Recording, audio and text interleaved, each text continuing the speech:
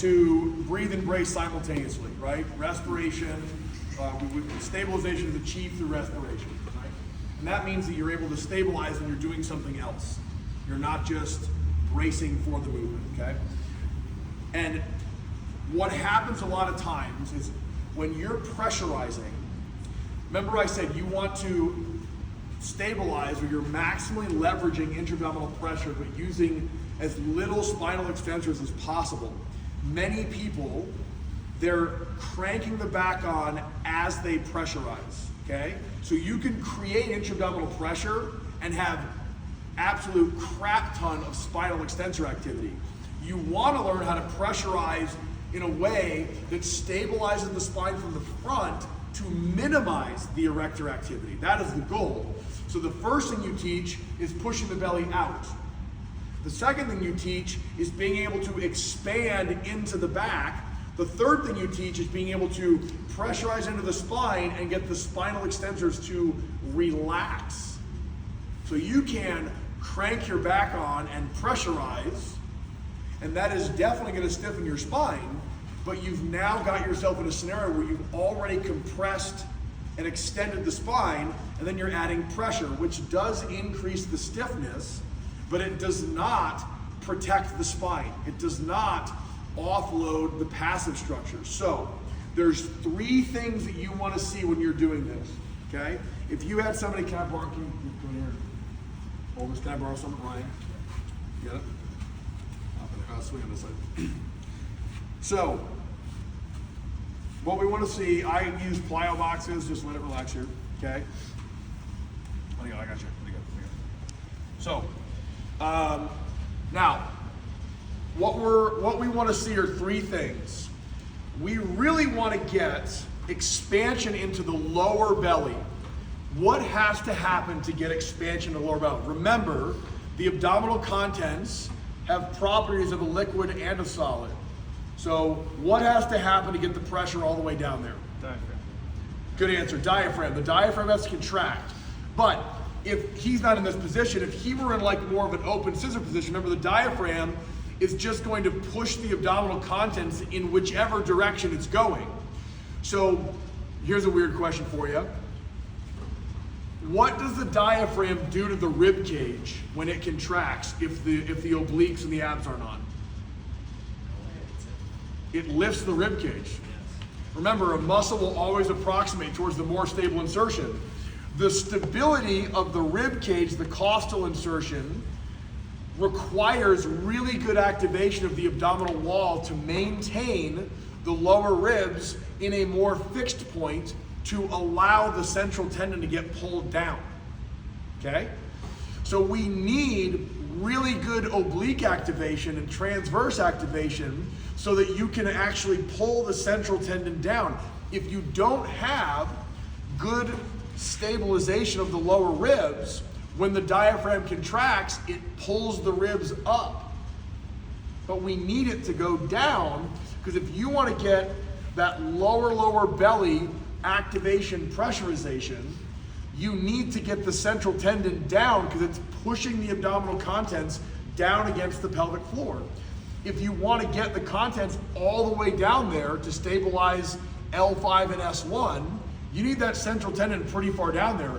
To get it down there, you need really good activation of the abdominal wall, and you need the rib cage to be in a centrated position or a better position. So if he's not like this, can you lift your chest up, arch your back? So if he's here, right, in which direction will the diaphragm move the abdominal contents?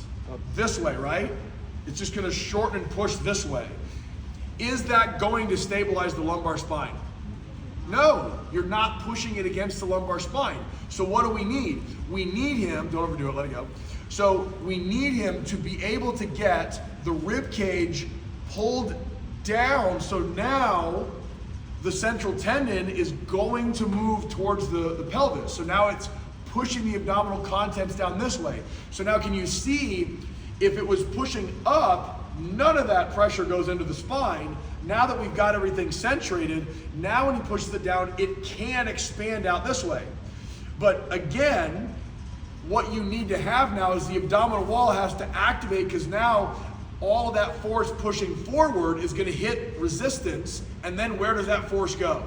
Where does the moving of the abdominal contents go? If the diaphragm's coming down and the abdominal wall is active, it's going to push it down against the spine.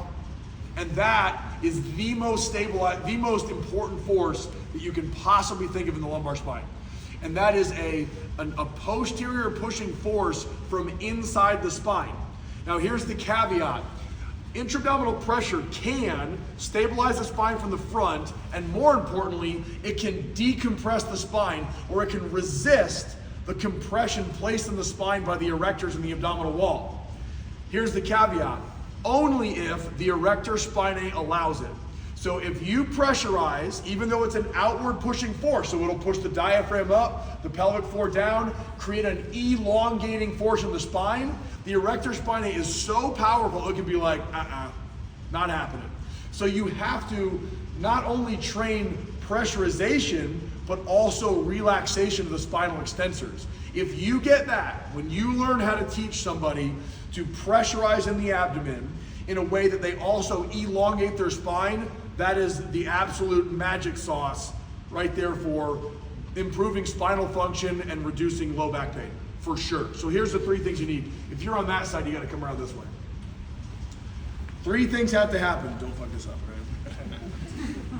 So, the first thing that you're gonna notice if they sort of breathe in or they pressurize is you will first see lower belly expansion.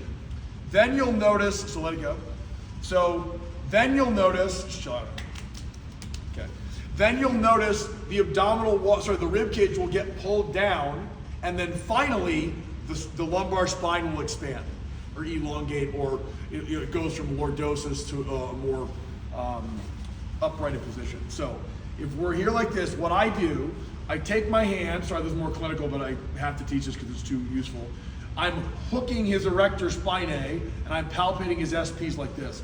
So if I slide in here, just like this, I'm pushing up against his SPs. Now, let me go. If I just say, go ahead and just, take a breath in, I can sort of see what he's doing. He's expanding a little bit, but more of it is going this way. The cue to go down is not a good one because he's just gonna tense his abs. You want to either guide the rib cage down, or you tell him to breathe down against his pelvic floor, okay? Right there, you feel the difference? The moment he breathed down, I could feel the expansion into the back, okay? So now, can you feel that? I can feel it expanding. Every time he breathes in, I'm feeling an eccentric activation of the abdominal wall. When he does that, that means that his erector spinae is capable of relaxing, elongating. Where it becomes pathological is when the erectors are stuck in a concentric contraction. That's when you have a chronic load on your spine, and that's also when you have a movement block because you're incapable of flexing your spine, right? So the 3 things you want to see, and I have to have you guys do this. They're going to take a breath in. You'll feel the lower belly expand first, then you'll see the ribs come down second, and then you'll feel the expansion. And I really want you guys to try to feel, I can feel my whole hand, I can feel his abdominal wall is pushing against that, because not only is the diaphragm creating an outward pushing force, but most importantly, the erector spinae is allowing the expansion. If it doesn't allow it, yes, he's gonna be more stable, but he still has the erectors pathologically loading that spine. If you can get them to relax, it makes a huge difference. So the 3 things are lower belly expansion, then the ribs come down, then the lumbar spine is able to sort of like flatten out, and the back can expand. I want you to try to find those 3 things, because if you can learn how to pressurize into the abdomen in a way where the erector spinae will relax, that is absolute gold clinically and also as a strength coach, okay? Give it a whirl.